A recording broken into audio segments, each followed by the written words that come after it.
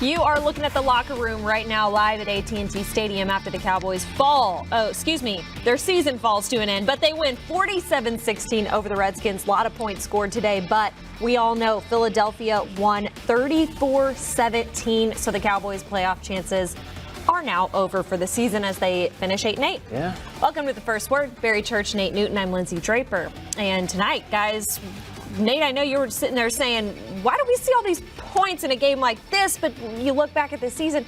Is that the story of the season, guys? The up and down, the inconsistency? Very much so, the inconsistency. The way I would look at it as a player is, okay, let's springboard this to next year. Okay, we know how to be inconsistent. Now let's take this game here. Dak, 23 of 33.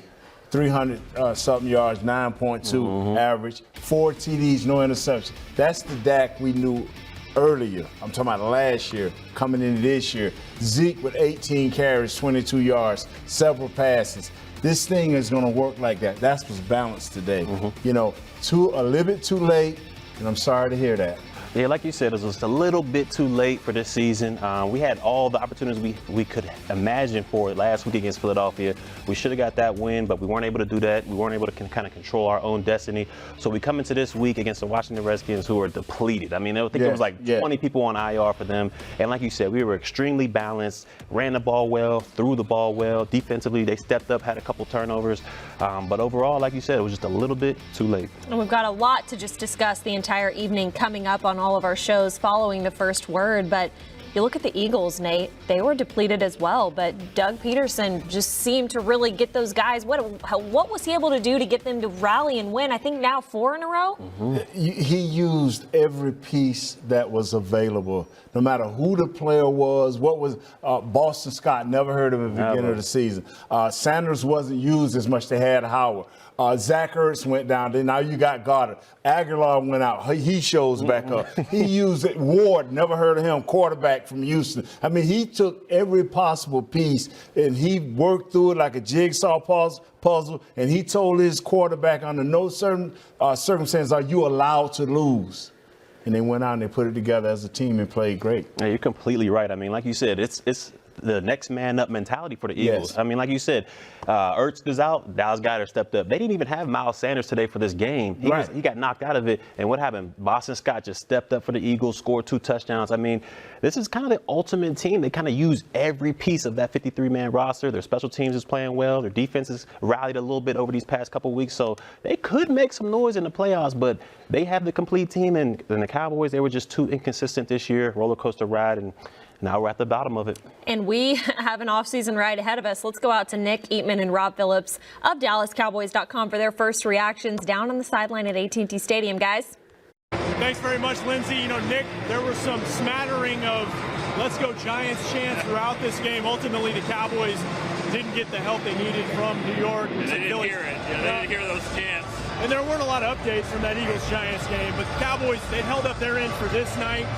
But overall, it's a season of missed opportunities. Yeah. And while they played well tonight, season high in points, they put themselves in this position ultimately. Yeah, you know, every time you see games like this, you have to wonder where was this all year long. And you know, that was the sign of an 8-8 team is to be up and then down and up and down. And by the end, you're going to be right there in the middle where you started, and that's kind of unfortunately what the Cowboys are going to be facing here. And they couldn't close it out at the end of the season. The Eagles got to give them credit. They did that, and they took advantage of playing bad teams down the stretch. But at least the Cowboys were focused in this game. They did all that they could do. They controlled what they could control. It wasn't enough.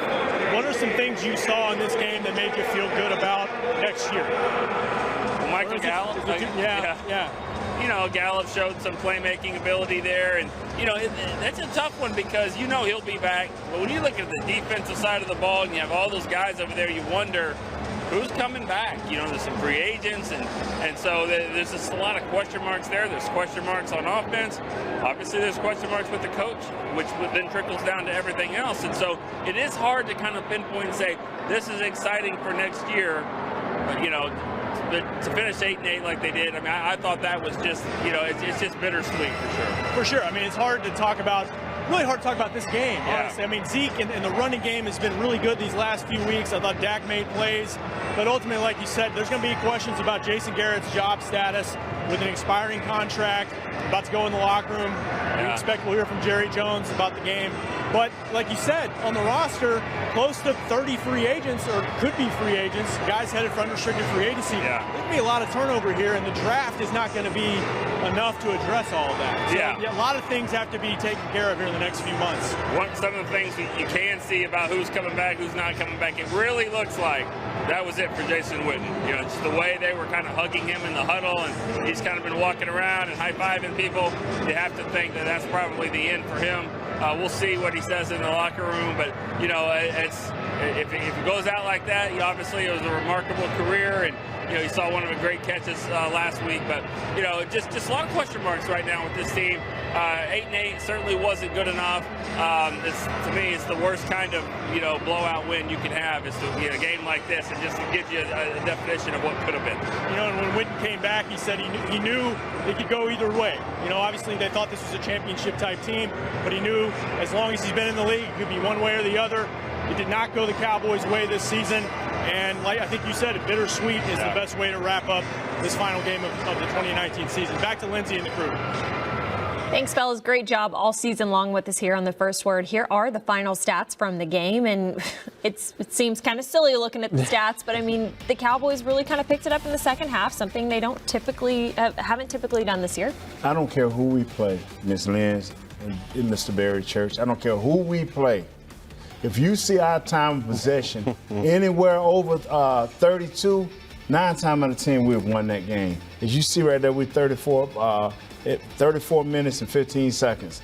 That is a Cowboys victory. You see us don't turn the ball over but one time, that is a Cowboy victory.